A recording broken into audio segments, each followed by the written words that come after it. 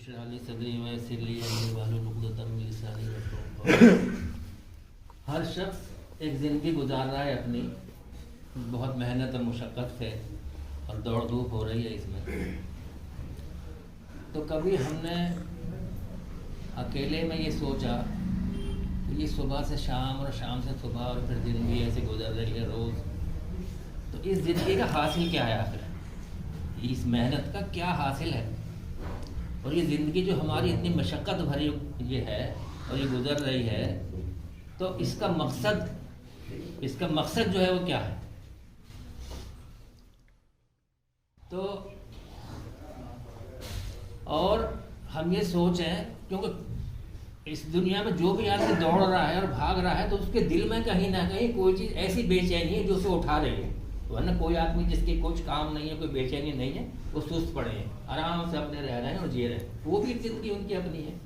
لیکن یہ بے چینی جو انسان کو دوڑا رہی ہے، کس لیے؟ آخر کیا وجہ ہے؟ کون سی ایسی بات ہے کہ جو ہم اتنا دوڑ رہے ہیں اور بھاگ رہے ہیں؟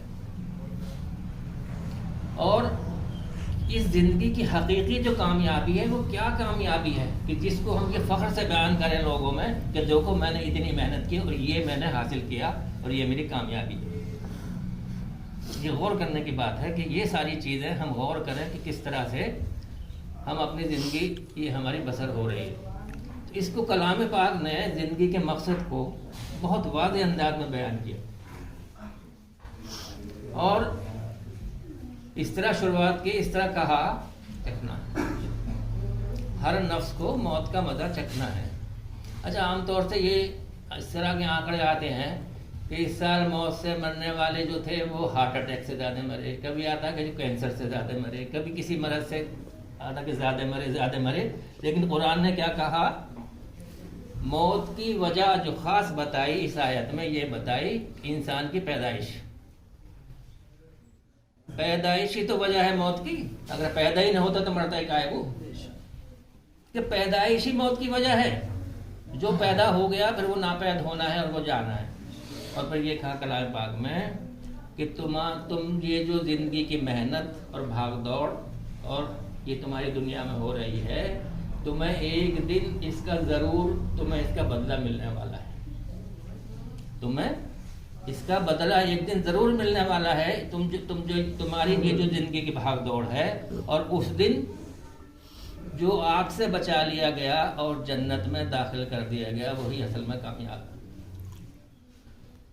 تو ہم جو کامیابی سوچتے ہیں یہاں کی بھاگ دوڑ میں کہ ہم یہ کر لیں گے، ہم اتنا سے یہ بنا لیں گے، ہم یہ حاصل کر لیں گے، اور کلام پاک کیا کہہ رہا ہے کہ اس دن جو آگ سے بچا لیا گیا اور جو جنت میں داخل کر دیا گیا وہی کامیاب ہے۔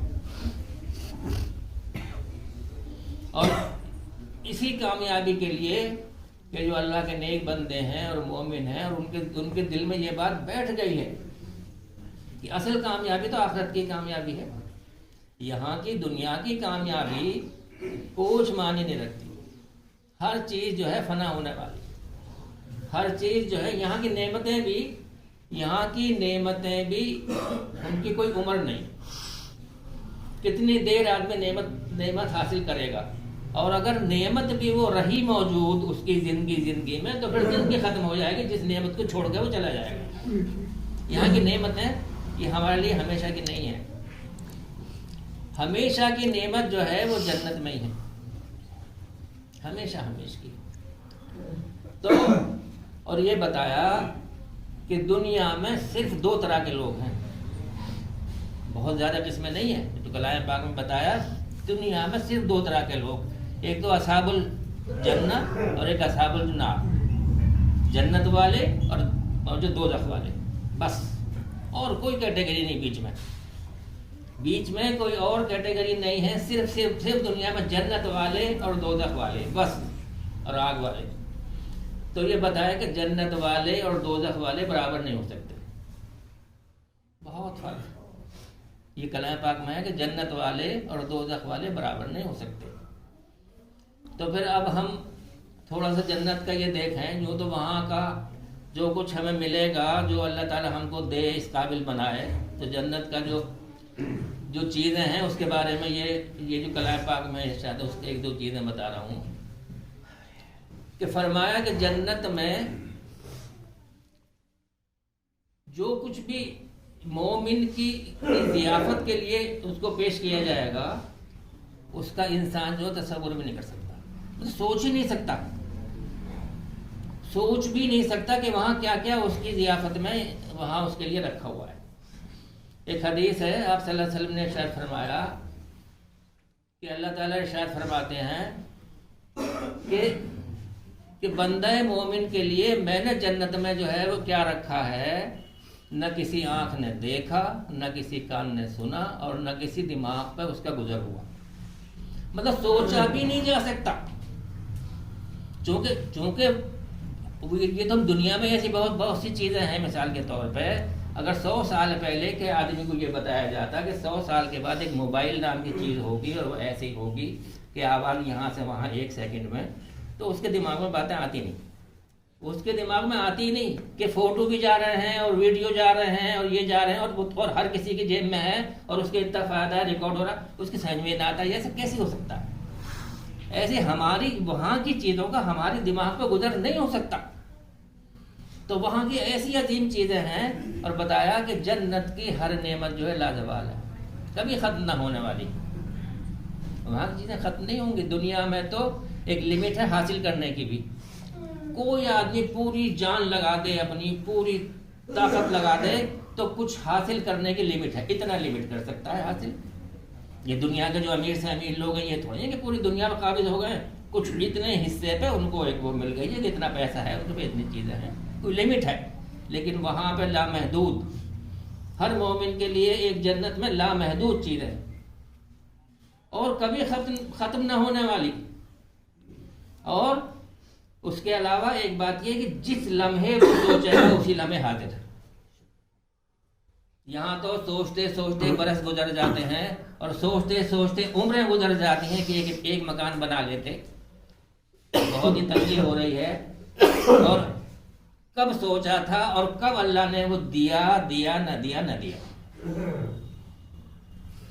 لیکن وہاں جو سوچیں گے وہ اسی چیز اسی لمحے حاضر ہو جائے گی، فوراً۔ اگر ایک پرندہ اڑتا ہوا نظر آ رہا ہے، کوئی تیر مثال کے طور پر تیتر ہے، تو یہ سوچیں گے کہ اس کا گوشت کتنا اچھا ہوگا، تو اسی لمحے وہ حاضر تو ہو جائے گا۔ یہ ذکر ہے وہاں کے بارے میں جنت کا۔ تو اب یہ سوال پیدا ہوتا ہے کہ آخر ایسی جنت کو ہم جو کس طرح سے حاصل کریں، کہ ایسی جنت جو ہے کیسے حاصل ہو؟ اس کے لیے کلام پاک میں ذکر ہے، جس کے ارشاد فرمایا کہ اے لوگو جو ایمان لائے ہو، کیا تمہیں یہ بات نہ بتائی جائے کہ تمہیں عذاب علیم سے بچا لیا جائے؟ اے لوگوں جو ایمان لائے ہو، کیا تمہیں یہ بات نہ بتایا جائے کہ تمہیں عذاب علیم سے بچا لیا جائے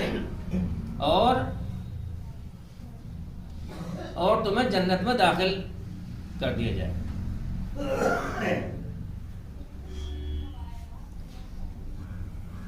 تو اس کے لیے پھر تمہیں جو سب سے پہلے کرنا ہے وہ یہ ہے کہ اللہ پر اور اس کے رسول پر ایمان لاؤ، اور اپنے مال اور اپنی جان سے اللہ کی راستے میں جدوجہد کرو۔ یہ بتایا اس جنت کے حاصل کرنے کے لیے۔ اب ایمان تو الحمدللہ ہم لوگ رکھتے ہیں، ایمان والے ہیں، یہاں جو بیٹھے ہیں اسی لیے بیٹھے ہیں کہ ایمان ہے۔ غور کرنے کی بات صرف یہ ہے، کیا ہمارا ایمان اس یقین کے لیول کا ہے جو یقین اللہ چاہتا ہے؟ جیسے یہاں ہم آگ سے بچنا چاہتے ہیں، کیا اسی طرح سے وہاں کی آگ سے بچنا چاہتے ہیں؟ کیا جو آگ والوں کا ذکر ہے وہاں پہ کہ اب وہ آگ میں جلیں گے، یہ گناہ اتنا ہے، وہ گناہ اتنا ہے، کیا ان گناہوں میں ہم کے ملوث تو نہیں ہیں؟ اگر ملوث ہیں یا ملوث نہیں ہیں، یہی پہچان ہے کہ ہمارا یقین کتنا ہے کہ اللہ کے ہونے کا اور پورے جنت دوزخ ہونے کا اور سارا جو چیزیں ہم سے بیان کی جاتی ہیں ان کے ہونے کا، تو یہ سب سے پہلے ایمان کو اپنے دیکھنا ہے کہ ہمارا ایمان کس لیول کا ہے، کتنے حد تک ہم سے وہ کام کرا رہا ہے. کہیں ہم سے کچھ چیزیں رسمی طور پہ تو نہیں ہو رہی. یہ جو ہم اپنے دین میں نظر آتے ہیں، ہماری ٹوپی ہے، داڑھی ہے، ہمارا پاجامہ ذرا اونچا ہے، یہ سب رسم و رواج میں تو ہم جو مسلمان ہیں، چونکہ مسلمان سوسائٹی میں رہ رہے ہیں، تو کہیں مسلمان بننے کے لیے نماز بھی کبھی کبھی پڑھنی ہوتی ہے، نماز بھی پڑھ لیتے ہیں. کیا ہمارا ایمان بھی اس لیول کا ہے جس لیول کا ایمان اللہ چاہتا ہے؟ اور یہ جان اور مال کی جد و جہد جو یہ بیان کی، یہ اس کا مطلب یہ ہے کہ جو کچھ میری زندگی میں ہے، جو کچھ میرے اوقات ہیں، جو وقت ہے میرے پاس، جتنے بھی میری صلاحیتیں ہیں، اور جو میرا مال ہے، جو میری جیب میں پیسہ ہے، جو کچھ بھی ہے، اس میں اللہ کا حصہ کتنا ہے؟ اس میں اللہ کا حصہ کتنا ہے؟ میری زندگی میں جو کچھ میرے پاس ہے اس میں اللہ کا حصہ کتنا ہے؟ اگر اللہ کا حصہ اس میں نے رکھا ہوا ہے کہ جیسے اللہ چاہتا ہے، تو پھر میرا مال اور اس سے جان سے جد و جہد ہو رہی ہے. اور اگر یہ سارا پیسہ جو کچھ کمایا، جو کچھ مال میرا ہے، جو کچھ بھی ہے، یہ صرف میرے خرچے کے لیے ہے اور میرے لیے ہے، تو پھر وہ جد و جہد میں اللہ کے لیے وہ استعمال نہیں ہوگا. یہ ہر شخص کو اپنا اپنا دیکھنا ہے کہ وہ جان اور مال اور ایمان کی اس کی پوزیشن جو ہے کیا ہے. اور دوسری بات ایک یہ بتائی کہ اللہ تعالیٰ جو کلام پاک میں ارشاد فرماتے ہیں کہ مومن مرد اور مومن عورتیں آپس میں بھائی بھائی ہیں اور ایک ساتھ مل کر خیر کا کام جو ہے وہ کرتے ہیں. خیر اور بھلائی کا کام ایک ساتھ مل کر کرتے ہیں. یعنی اجتماعیت کا ذکر اللہ تعالیٰ نے کیا ہے. یوں تو فردن ہر آدمی نیکی کر سکتا ہے، لیکن اجتماعیت کے کام کرنا، خیر کے اور بھلائی کے کام جو مل جل کے کرنا، ایک ساتھ لوگوں کو برائی سے روکنا اور ان کو بھلائی کی طرف ان کو بلانا، ایک دوسرے کو آپس میں کہنا، تبھی وہ ہوگا. یہ اللہ کو پسند ہے کہ ایک دوسرے کو برائی سے روکتے رہیں، بھلائی سے کہتے رہیں. محلے میں کچھ بھی ہو رہا ہے، کچھ بھی برائی ہو رہی ہے، آدمی کا منہ اس لیے نہیں کھلتا اگر میں نے کچھ کہہ دیا تو برا مان جائے گا. اس کو محبت سے بتانا ہے، اس کو پیار سے بتانا ہے، اس سے یہ کہنا ہے کہ اللہ ناخوش ہوگا، یہ سب جو ہو رہا ہے یہ کام کرنے کا نہیں ہے، اس سے اللہ ناراض ہوں گے. تو ہم کچھ بھی نہیں کہ ہم نہ برائی سے کسی کو روکنا چاہتے، نہ بھلائی کی دعوت دینا چاہتے کسی کو، اور ہم اللہ کی طرف جو بلانا نہیں چاہتے. جبکہ یہ فرض کیا گیا ہے کہ جہاں بھی تمہارا دائرہ ہے، جہاں تم بیٹھو، جہاں تم اٹھو، جہاں تم رہتے ہو، جہاں کرتے ہو، جن لوگوں سے ملتے ہو، باقی تو دوستیاں خوب ہیں، اتنے پکے دوست ہیں، لیکن ایک نمازی اور ایک بے نمازی ہے، تو اس کا کیا مطلب ہے؟ کیسی دوستی ہے؟ اس نمازی نے اس کے ساتھ 10 سال ہو گئے زندگی گزارتے اور اسے نماز پہ نہیں لایا. یا تو اس کا بھلا نہیں چاہ رہا وہ، یا تو اس کا بھلا نہیں چاہ رہا، یا پھر وہ اس کے کہنے سے آ نہیں رہا. تو مطلب جو بھی معاملہ ہے، اگر محبت ہے آپس میں، تو پھر ہمیں ایک دوسرے کو بھی برائی سے بھی روکنا ہے، اس کو بھلائی کی طرف لانا ہے، اپنے آپ بھی کرنی ہے، اور یہی جنت کا راستہ ہے. اور اس کے علاوہ کوئی چارہ نہیں ہے کہ ہمارا ایمان بالکل ایسا ہو جو اللہ چاہتا ہے، یقین کے ساتھ ہماری جد و جہد ایسی ہو، ہمارا مال، ہمارا جو کچھ وقت ہے، جو کچھ ہے، اللہ کے راہ میں خرچ ہونے والا ہو، اور اجتماعیت کے ساتھ وہ پورے کام کریں، اللہ کی طرف لوگوں کو بلانا. اللہ تعالیٰ